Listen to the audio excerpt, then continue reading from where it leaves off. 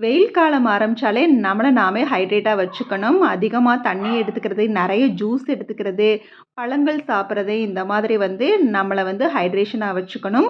நெறைய நீர்ச்சத்துள்ள காய்கறிகளையும் சாப்பிடணும். அதிகமா வெயில் காலத்தில ப்ரிஃபர் பண்றது லெமன் ஜூஸும், வாட்டர்மெலன் ஜூஸும் தான். லெமன் ஜூஸ வந்து நம்ம எடுத்துக்கிறது நம்ம ஹெல்த்துக்கும், ஹேருக்குமே ரொம்பவே நல்லது. நான் இன்னைக்கு 2 பேருக்கு அளவா தான் லெமன் ஜூஸ் போடுறேன். அதனால 2டே 2 லெமன் எடுத்துருக்கிறேன்.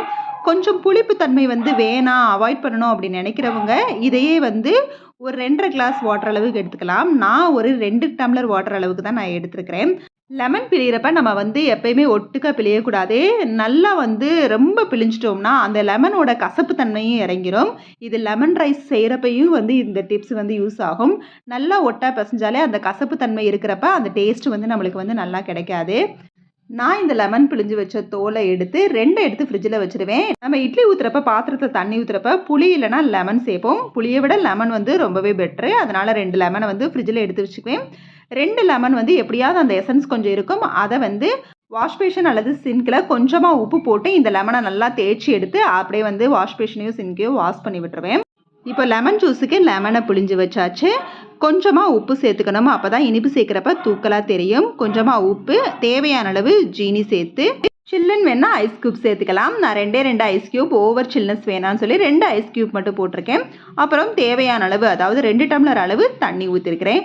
தண்ணி விட்டு நல்லா வந்து ஸ்பூனை வச்சு கலக்கி விட்டுக்கலாம். அப்படி இல்லைனா இந்த மாதிரி டம்ளரில் ஒரு 2-3 டைம்ஸ் நல்லா வந்து காஃபி ஆற்றுற மாதிரி வந்து ஆற்றிக்கிட்டோம்னா ஜீனி எல்லாம் வந்து கரைஞ்சிரும். சூப்பராக லெமன் ஜூஸு ரெடி ஆயிரும். எனக்கு கொஞ்சமாவது அந்த புளிப்பு டேஸ்ட் இருந்தால் தான் அந்த டேஸ்ட் வந்து பிடிக்கும். 2 லெமனுக்கு 2 டம்ளர் வாட்டர் அளவுக்கு நான் ஜூஸ் போட்டு எடுத்துருக்கிறேன்.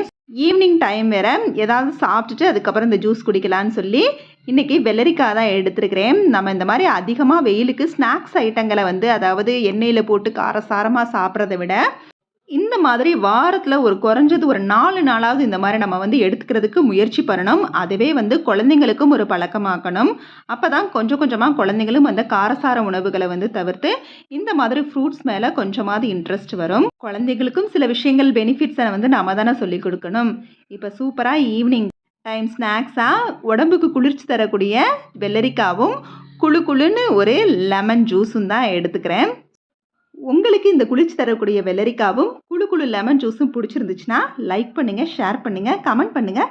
மறக்காமல் நம்ம சேனலை சப்ஸ்கிரைப் பண்ணுங்கள். Okay, bye. தேங்க்ஸ் ஃபார் வாட்சிங்.